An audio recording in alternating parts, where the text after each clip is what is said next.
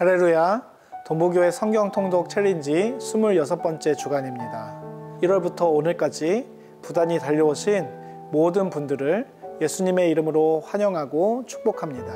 이번 주는 초복이 지나고 중복을 보내게 되는데, 이번 한 주도 영양식인 말씀과 영양가 많은 음식들로 영육이 강건해지시고 삼복더위를 능히 이겨내시기를 주님의 이름으로 간절히 축원합니다. 지난주에 이어서 이번 주에도 예레미야서를 읽을 건데요, 25장부터 52장까지입니다. 예레미야가 활동한 시기는 그야말로 격동의 시기였습니다. 외부적으로는 아수르가 쇠퇴하고 바벨론이 부상했고, 내부적으로는 요시야 왕이 이집트와의 무기토 전투에서 전사함으로 인해 신앙의 개혁이 실패하고, 그 뒤를 이은 왕들은 이집트에 끌려가거나 친이집트 정권이 됩니다. 이후 바벨론의 영향 아래 들어간 유다는 바벨론의 조공을 바치는 일을 거부하다가 바벨론의 침입을 받게 되고, 그 후에도 이집트와 연합하여 바벨론에 반역하다가 결국 바벨론의 3차 침입 때 멸망하게 됩니다. 이렇게 바벨론에게 예루살렘이 함락된 후에 예레미야는 친이집트주의자들에 의해서 이집트로 끌려가게 됩니다. 이런 맥락에서 예레미야서의 논지는 이스라엘 백성들이 하나님을 배반하고 그의 말씀에 불순종했기 때문에 바벨론 느부갓네살 왕에 의해서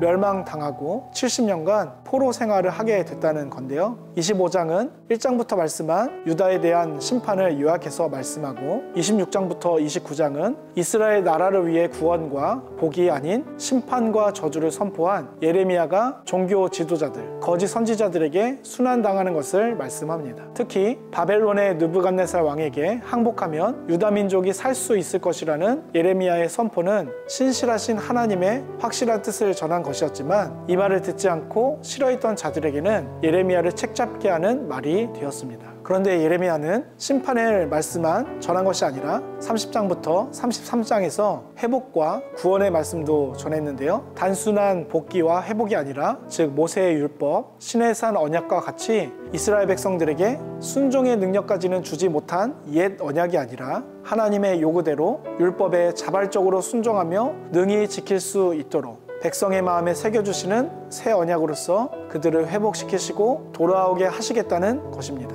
그리고 이 언약의 성취는 예수님의 십자가와 부활을 믿어 하나님의 용서를 받은 자들에게 성령님께서 그들의 마음에 내주하게 되시면서 온전히 이루어집니다. 이어서 34장부터 52장까지는 다시 심판이 선언됩니다. 즉 예레미야서는 30장부터 33장의 구원의 예언들을 중심으로 앞에 1장부터 29장에서도, 또 뒤에 34장부터 52장에서도 심판을 말씀하는데요, 앞에서는 유다의 멸망만을 말씀했다면 뒤에서는 바벨론에 의한 열방의 심판을 말씀하고 있습니다. 특히 예레미야 50장과 51장에서는 한때 하나님의 도구로 열방을 심판하던 바벨론도 그들의 죄악으로 심판받아서 멸망하게 될 것이고, 이스라엘 백성들은 메대, 바사에 의해서 바벨론 포로로부터 돌아올 것을 말씀합니다. 마지막 52장은 앞서 언급한 예루살렘 함락을 다시 구체적으로 언급함으로써 예레미야서의 대장정을 마무리하는데, 결론적으로 불순종의 죄가 얼마나 무서운 것인지,